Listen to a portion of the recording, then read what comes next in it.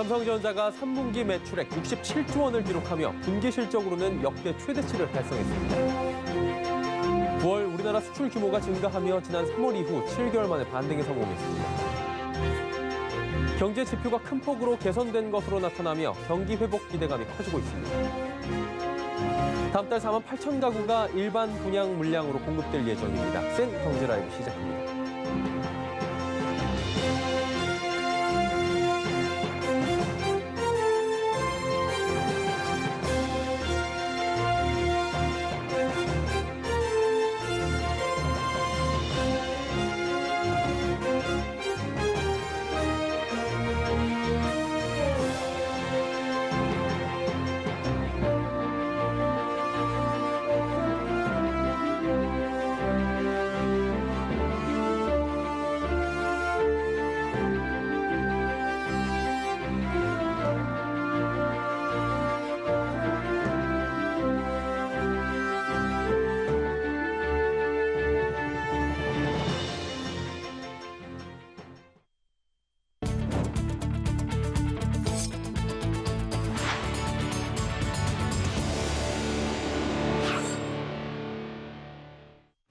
시청자 여러분 안녕하십니까? 센 경제 라이브 서정덕입니다.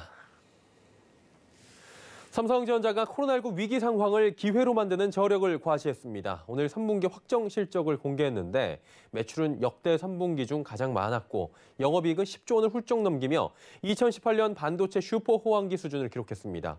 정훈규 기자입니다.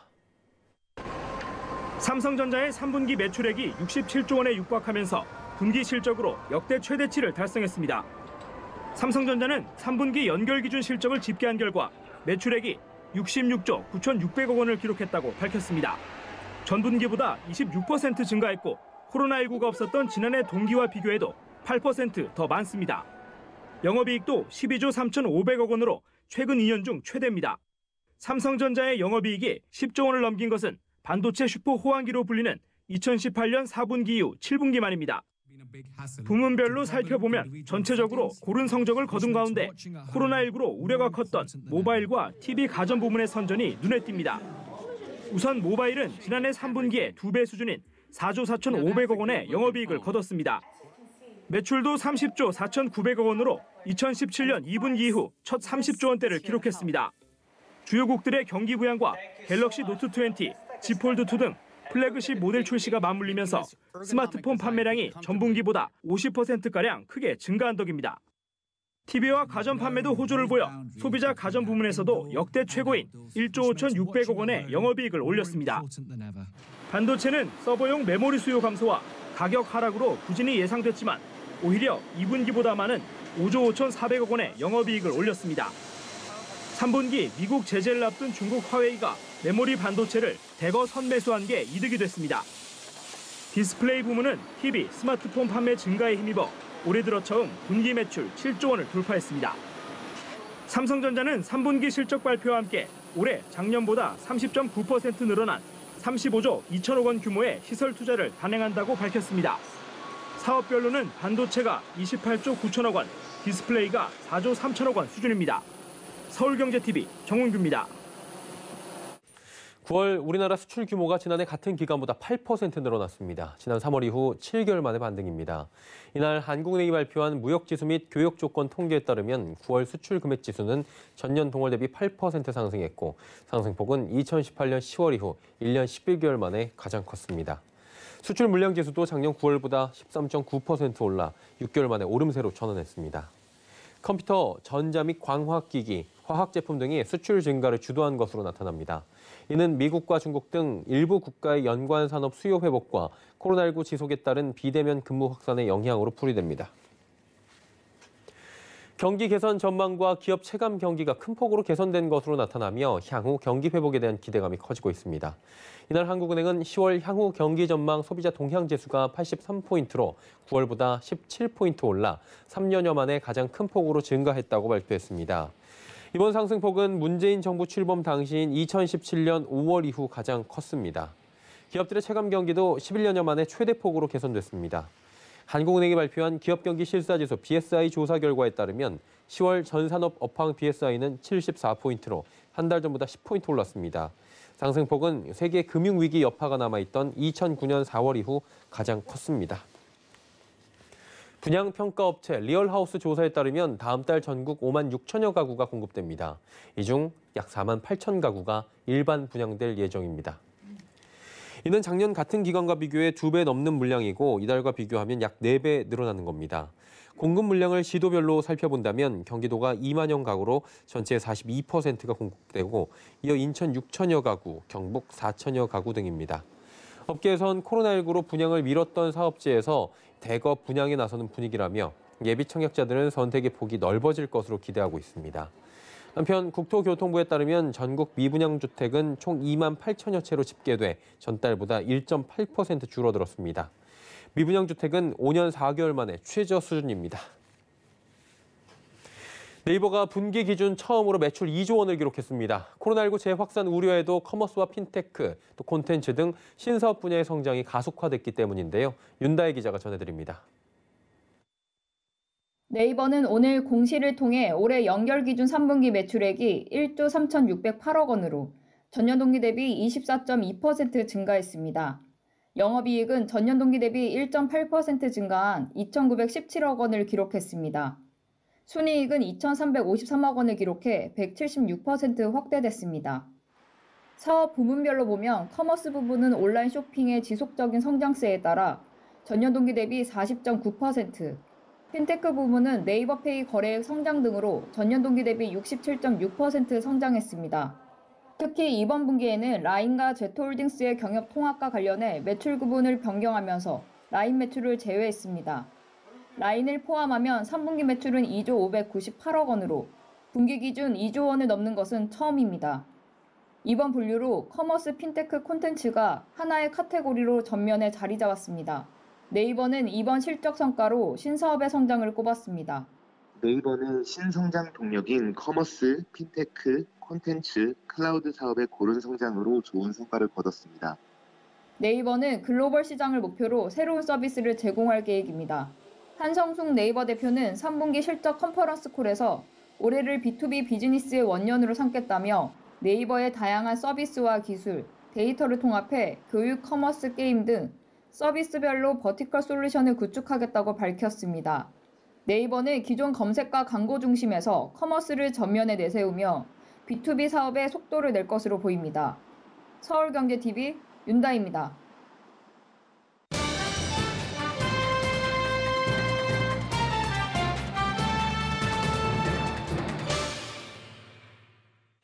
이 차 소상공인 대출의 문턱이 높아 실제 긴급한 자영업자들에게 실질적 도움이 되지 못하고 있다는 소식 저희가 지난번에 전해드린 바 있죠. 그나마 대출이 가능한 등급이라 하더라도 은행에서 다른 금융상품을 끼업하는 일명 꺾기를 강요하고 있어서 소상공인들의 불만이 커지고 있는 상황이라고 합니다. 어떤 내용인지 금융부의 정순영 기자와 함께 알아보도록 하겠습니다. 어서 오세요. 대출을 해주면서 이제 타상품 강요하는 게 꺾기라고 하는데 이게 기승을 요즘에 부리고 있다 뭐 이런 얘기가 있어요. 불법행위인데 실제 계속 일어나고 있단 말이죠. 네, 그렇습니다. 이 코로나19로 어려움을 겪고 있는 자영업자들을 위한 이 소상공인 대출에 은행들이 편승을 하고 있는 건데요. 신용보증기관들의 95% 보증서 덕분에 이 소상공인 대출이 인기를 얻고 있는 상황입니다. 이 어려운 소상공인들의 숨통을 틔워주고 있는데요. 정부가 지원을 해주고 기관이 보증을 해주고 있는 이 소상공인 대출의 편법으로 아니 불법으로 편승하면서 은행들이 실적이 나날이 올라가고 있는 상황입니다. 예. 내부 심사를 통해서 대출이 가능한 걸로 판단이 되는 고객들에게 직접 전화를 해서 예금이나 카드, 심지어 보험, 투자 상품까지 강매를 하고 있는 것으로 전해졌는데요. 금융당국도 사실 이 꺾기 대출을 원천적으로 강하게 규제를 하고 있는 상황인데 어려운 시기를 틈을 타서 은행들이 버젓이 불법을 자행하고 있습니다. 대출 1개월 전에는 꺾기가 원천적으로 불가능하기 때문에 대출 전에 미리 고객들에게 가입을 강요를 하고 만약에 이 상품에 가입을 하지 않으면 대출이 불가능하다라는 이 반협박성 발언까지 서슴지 않고 있는 것으로 전해졌습니다. 예, 이분들이 대출을 해야만 하는 어려운 심정인데 그것을 또 이용하는 거잖아요. 이걸 또 실적 올리고 있다는 게 굉장히 충격적으로 다가오는데 실제 사례 몇 가지만 좀 들어볼 수 있습니까? 네, 이 한 온라인 소상공인 커뮤니티에는 예. 은행들의 이 꺾기 대출을 성토하는 글들을 심심치 않게 찾아볼 수가 있습니다. 네. 은행에서 꺾기를 당했다고 하소연하고 있는 한 소상공인은 대출 신청을 하러 갔더니 직원들의 급여 이체를 해달라는 것은 물론 퇴직연금까지 가입해달라라는 요구를 받았다고 합니다. 심지어 다달이 납부하는 게 부담스러울 수도 있으니까 한꺼번에 100만 원을 이체해달라라는 요구까지 받았다고 하는데요. 또 대출 후에 한 달간은 이 상품 가입이 안 되니까 한 달 후에 가입을 해달라라는 요구는 덤으로 함께 받았습니다. 또 다른 은행에서 대출 상담을 받았다고 하는 소상공인은 약정서를 쓰러 가기 전에 미리 적금에 가입을 해달라라는 약속을 해달라는 그런 요구를 받았다고 하는데요. 은행에 가서 직접 힘들어서 요즘에 그러니까 상품 가입이 어려울 것 같다라고 예. 하니까 좀 불친절한 말투와 함께 약속을 지키지 않았다면서 대출이 불가능하다라는 답변을 받았다고 합니다. 예. 또 다른 소상공인도 청약저축과 그리고 연금저축을 강요를 받았다면서 너무 당연하게 요구를 하니까 당연히 원래 해줘야 되는 건 줄 알았는데 참 놀랍다라는 반응을 보이기도 했습니다. 대출이 가능한 고객들에게 먼저 전화를 걸어서 미리 어떤 상품이 있으니까 이 상품에 가입을 해달라라고 요구를 하고 대출 승인이 나면 한 달 후에 상품에 가입을 유도를 하는 것은 대부분의 은행들이 수법이 비슷비슷했습니다. 주로 예금 적금이나 연금 저축 또 노란 우산 공제 등을 권유하고 있는 것으로 알려졌는데요. 네. 일부 은행에서는 대출 후에 따로 전화를 걸어서 혹시 대출 과정에서 끼워 팔기가 있었는지 점검하는 그런 일부 은행들도 있긴 했었지만 대부분의 은행들은 이런 점검 자체가 없었던 것으로 알려졌습니다. 불법인 거죠? 네네. 그리고 궁금한 게 한 달 뒤에 가입을 해주세요 하는 부분은 한 달 동안은 가입이 안 되니까 나름의 또 편법을 교묘하게 이용을 하면서 부탁 아닌 부탁을 했기 때문에 이분들은 어쩔 수 없이 일단은 대출을 받아야 되니까 뭐 가입을 한 건데 그러니까 국감에서도 이 얘기 많이 나왔잖아요. 근데 뭐 은행에서는 국감 과정 속에서도 꺾기가 진행된 거라고 하니까 굉장히 또 충격적인데 실제 통계는 어떻게 나오고 있습니까? 네, 김한정 더불어민주당 의원이 국감에서 통계를 공개를 예. 했습니다. 이 금감원으로부터 받은 자료였는데요. 올해 4월부터 6월까지 실행이 됐던 1차와 2차 대출 중에서 다른 금융상품이 함께 판매가 됐던 상품은 총 34%에 달했습니다. 예.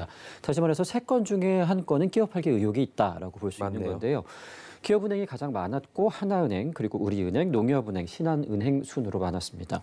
물론 신용카드는 판매했을 경우에 이 꺾기 판매에 해당이 되지 않고 소상공인 대출에 적극적인 은행일수록 이 상품 판매가 더욱더 높아질 수밖에 없는 상황이긴 합니다. 예. 하지만 실제로 은행들의 실명을 거론을 하면서 사례를 들고 꺾기 판매를 당했다라는 이 소상공인들의 성토가 불만 글들이 폭주하고 있는 상황은 맞는 것 같습니다. 이 급한 소상공인 들의 상황을 악용을 해서 그것도 정부 자금이 투입되는 대출에 이렇게 상품 판매율이 함께 올라가고 있는 것은 분명히 문제가 있다라는 그런 지적들이 나오고 있습니다. 예. 상황이 이렇게 이어지고 있는데 은행들의 입장을 들어보면 좀 억울하다 이런 얘기들이 나온다면서요. 이게 사실은 뭐 자회사의 교차 판매다 이렇게 주장을 하고 있다고 하는데 그러니까 현장의 목소리하고는 뭐 정반대네요, 거의. 네, 예. 이 말 그대로 강요를 한 건 아니고 고객들에게 필요한 맞춤형 상품을 그냥 권유를 했을 뿐이다라는 것이 은행의 변입니다. 예. 대출을 받은 지 한 달 안에 대출금의 1%가 넘는 금리의 상품을 판매하는 것이 꺾기인데 그렇지 않았을 뿐만 아니라 또 판매했던 신용카드 같은 경우는 발급이 꺾기 판매에 하면 안 된다. 네, 해당은 안 된다라는 예. 주장인데요. 또 고객들의 자금 사정이 어렵기 때문에 맞춤형 상품을 고객들의 권유를 했고 또 대출을 위한 거래를 하기 위해서는 통장 개설이 불가피하다라는 그런 주장들도 있었습니다. 이 코로나 대출 금리가 상품 가입을 한다고 해서 따로 다른 상품과 함께 끼워 판다고 해서 고객들에게 우대금리가 적용되는 것도 네. 아니고 또 거래를 위해서 그런 판매 상품이 올라가는 것은 어쩔 수 없는 거 아니냐라는 것들이 은행들의 논리인데요. 어찌 보면은 전적으로 은행 입장에서 봤을 때 가능한 그런 논리로 보여지기도 합니다. 그럴 수 있죠. 앞에 말씀드렸다시피 은행들이 교모하게 편법, 불법 행위임에도 불구하고 이 법에 그런 능선을 타고 피해 나가고 있기 때문인데요. 주로 전화를 이용해서 고객에게 대출 전후에 미리 전화를 해서 상품 가입을 강요를 하고 한 달 후에 가입을 했는지 직접 확인을 하고 있을 뿐만이 아니라 통계에서 신용카드 발급과 그리고 예적금 가입, 보험, 투자상품 가입이 통계상으로서도 실제로 늘어나고 있는데 이 대출 거래를 위한 권유라는 은행들의 이런 그 핑계들은 설득력이 사실상 없어 보이는 것이 아니냐라는 그런 분석입니다. 입장 차이로 뭐 받아들이기는 조금 이해가 안 가는 부분들도 분명히 있는 것 같아요. 급한 사람한테 뭐 이거 안 해줄 거냐라고 물으면 강제는 아닌데 해주시면 어떨까요? 라고 물으면은 해줘야 되지 않겠어요? 그렇죠. 반강요라고 볼 수 있겠죠. 그렇죠. 은행들이 나서서 직원들의 단속에 주의를 기울일 필요가 있어 보이는 상황은 맞는 것 같은데 점검이나 징계나 이런 부분은 별로 이렇게 잘 이루어지지 않나 봐요. 네, 은행들이 이거 끼어 팔기를 했다가 제재를 받은 경우는 지금까지 한 7건 정도에 불과했습니다. 고객의 민원이나 감독 기관의 점검이 없었다면 실제로 이 끼어 팔기가 제재를 했던 경우는 거의 없었다라고 봐도 불가한데요. 예. 이 끼어 팔기 행위 자체에 대한 문제 제기도 그동안 거의 없었던 데다가 이 간간히 이루어지는 제재로만 끝나버리는 그런 안이한 인식이 고객들의 피해에 더 부채질을 했다라는 평가입니다. 금융당국 역시도 실제 현장 실태 하나하나 찝어서 감독을 할 수 없는 상황에서 모니터링을 좀 더 늘려가고는 있긴 하지만 현장 상황을 모두 통제할 수 있는 것은 아니지 않느냐라는 그런 입장인데요. 얼마 전에 국감에서 이런 지적이 나오자 송병두 금융위 이 부위원장도 끼어 팔기가 없는지 은행들 스스로 자체 점검을 해라라고 주문을 하기는 했습니다. 하지만 뭐 금융당국 입장에서 어떻게 할 것이다라는 개선 의지는 전혀 보이지가 않았었는데요. 예. 말 그대로 은행들이 알아서 조심해라라는 말이었습니다. 교차 판매나 한 달 후에 판매와 같은 이런 불법 행위가 기승을 부리지 않도록 정부 차원의 규제나 처벌이 좀 강화돼야 되지 않느냐라는 목소리가 나오고 있는 이유이기도 합니다. 예. 소상공인 어려운 상황입니다. 정부의 지원을 등에 업고 이런 상황 속에서 실적 올리고 있는데 금융당국은 좀 뒷짐을 지고 있고 좀 알아서 자정해라라는 얘기인 것 같아요. 어렵습니다. 소상공인들. 눈물을 닦게 주겠다던가 고객들과 함께 가겠다던 은행들의 구호가 조금은 허무하게 느껴지는 시점인 것 같습니다. 잘 점검하고 소상공인들의 목소리 잘 들어주시는 자리 마련해보는 건 어떨까 싶습니다. 금융부의 정순영 기자였습니다. 고맙습니다.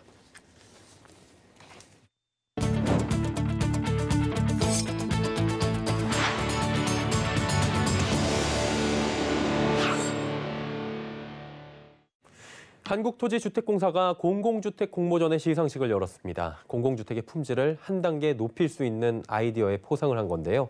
이와 더불어 연구 성과도 함께 발표했다고 합니다. 지혜진 기자입니다. LH가 어제 경기도 성남시 오리사옥에서 지난해 상반기 모집했던 공공주택 공모전의 수상작을 선정했습니다. 성남 금토를 비롯해 화성 동탄, 과천 등 실제 LH가 추진 중인 사업지에 직접 적용할 수 있는 아이디어를 중심으로 공모를 받았습니다. 그 결과 미래건축 특별설계 공모와 에너지 공모, 5개 조명 공모, 가구 디자인 공모 등 6개 부문에서 수상작이 나왔습니다. 각 분야별 1등 수상자는 해당 사업지의 설계권이나 구매계약 체결권 등의 혜택이 주어집니다. 가장 포상이 큰 미래건축 특별설계공모 최우수상 당선업체에는 국토부 장관상과 51억 원에 달하는 성남 금토 A4블록의 설계권이 돌아갔습니다. 1회 미래특별공모에 당선돼서 되게 감격스럽고 되게 고맙다고 생각하고요. 이 미래설계가 앞으로도 계속 공모가 나와서 우리 한국 아니면 전 세계의 건축 문화에 이바지가 됐으면 좋겠다 이렇게 생각합니다. 이날 시상식에 참여한 변창흠 LH 사장은 직접 현장에 적용할 수 있는 아이디어들이기에 더 의미가 큰 것 같다며 앞으로도 공공주택의 품질이 더욱 향상되길 바란다고 말했습니다.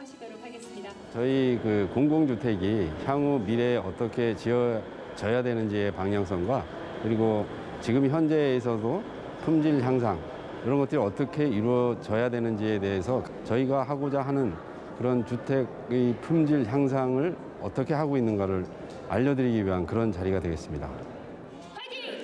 서울경제TV 지혜진입니다. 코로나19 사태로 인해 전 세계 어디나 관광객들의 발길은 뚝 끊긴 상황입니다. 무너진 관광 산업을 회복시키기 위해 한국과 미국, 중국, 또 일본의 지자체와 전문가들이 한자리에 모인다고 합니다. 관광 산업을 진단하고 해법을 모색해보는 제주 버추얼 포럼이 열린다고 하는데요. 설석용 기자가 전해드립니다. 한미 중일 지자체 전문가들이 제주도에 모입니다. 내일 제주 국제 컨벤션 센터에서 열리는 제주 버추얼 포럼은 포스트 코로나 시대에 변화될 관광 산업의 모습을 예측하고 리빌딩을 통한 성장 전략을 모색할 예정입니다. 이날 원희룡 제주도지사는 팬데믹 세계 관광의 빅체인지라는 내용으로 기조 강연에 나섭니다. 미국 하와이, 중국 해남도, 일본과 싱가포르 관광청의 사례 발표를 통해 각 나라의 분위기를 공유할 예정입니다. 두 개의 세션으로 나뉘는 이번 포럼에서 안톤 숄츠 독일 PD 겸 기자가 각 패널 토론의 자장을 맡아 진행할 예정입니다. 첫 번째 세션은 비욘드 코로나 시대의 국제협력 네트워크라는 주제로 원희룡 지사와 데이비드 이게 미국 하와이 주지사 등이 참여해 열띤 토론을 펼칠 전망입니다. 이어지는 세션은 비욘드 코로나 시대 관광산업의 미래에 대한 토론이 진행됩니다. 마리벨 로드리게스 세계여행관광협회 수석 부협회장, 산드라 카바오 세계관광기구 국장 등 국내외 전문가들이 패널로 나서 현장의 목소리를 들려줄 예정입니다. 이번 포럼을 통해 포스트 코로나 시대 관광산업의 지속가능 성장 전략이 마련될지 주목됩니다. 서울경제TV 설석영입니다. 한국과 러시아의 수교 30주년을 기념하고 코로나 이후 한반도 평화 방안을 논의하는 2020 세계 코리아 포럼이 열렸습니다. 이 자리에는 이상석 서울경제TV 사장이 패널로 참석해 한국-러시아 관계 재조명은 물론이고 남북러 경제 공동체 등을 짚어보는 시간이 마련됐다고 합니다. 양한나 기자입니다. 지난 28일 국제코리아재단이 주최하는 세계 코리아 포럼이 세종문화회관 아띠홀에서 열렸습니다. 코로나19 확산을 막기 위해 현장은 참석 인원을 최소화했고 국내외 전문가가 참여한 학술 행사는 화상회의 플랫폼 줌으로 진행됐습니다. 이낙연 더불어민주당 당대표와 이재명 경기도지사, 미하일 고르바초프 전 소련 연방 대통령, 이부영 동아시아 평화회의 조직위원장, 송경식 한국경영자 총협회장, 알렉산더 세르게이프 러시아과학 아카데미 회장 등이 영상으로 축사와 기념사를 전하며 한러 관계의 중요성을 역설했습니다. 이창주 국제코리아재단 상임의장은 오늘 포럼의 목적은 유라시아의 번영과 평화 방안을 구상하고 제안하는 데 있다며 향후 한러 관계에 대해 상호 이익을 극대화하는 접점을 찾아 가시적 성과를 이뤄내는 노력이 필요하다고 강조했습니다. 그렇기 때문에 한러 관계는 상당히 우리 한국 외교에서 미래지향적으로 중시해야 될 관계입니다. 그래서 나는 한러 관계를 포스트 한미동맹 관점에서 고민하고 접근하고 생각해봐야 되지 않겠느냐. 이어진 토론에는 이상석 서울경제TV 사장과 원영희 한국 YWCA 연합회 부회장, 옥사나 그리고레바 상트페테르부르크 대학교 국제관계학부 교수 등이 참여해 한국의 디아스포라 역사와 과제, 한반도 평화체제 방안, 한러 수교 30년 재조명 등을 논의했습니다. 국제코리아재단은 2000년 미국 뉴욕을 시작으로 일본 히로시마, 중국 베이징, 독일 베를린, 호주 시드니, 카자흐스탄 알마티 등 전 세계 주요 도시를 돌며 매년 세계 코리아 포럼을 개최해왔습니다. 서울경제TV 양한나입니다.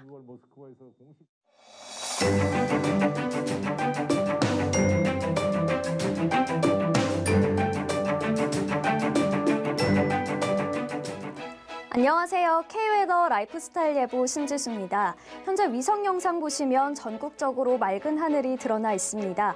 오늘 아침 기온이 크게 떨어져서 올가을 최저 기온을 기록한 지역들이 많았는데요. 낮에도 찬바람이 불면서 공기가 여전히 차갑습니다. 저녁부터는 기온이 빠르게 떨어지면서 더 쌀쌀해질 것으로 보이는데요. 체온 조절 잘 해주시기 바랍니다.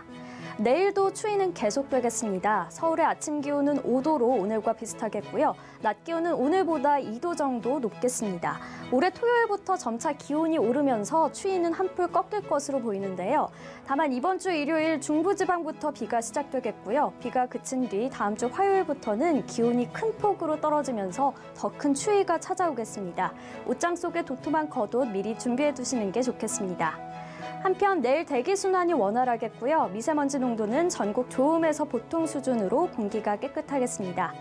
내일은 중국 북동지방에 위치한 고기압의 영향을 받아 대체로 맑겠지만 동해안은 동풍의 영향으로 흐린 가운데 낮 동안 산발적으로 빗방울이 떨어질 수 있겠습니다.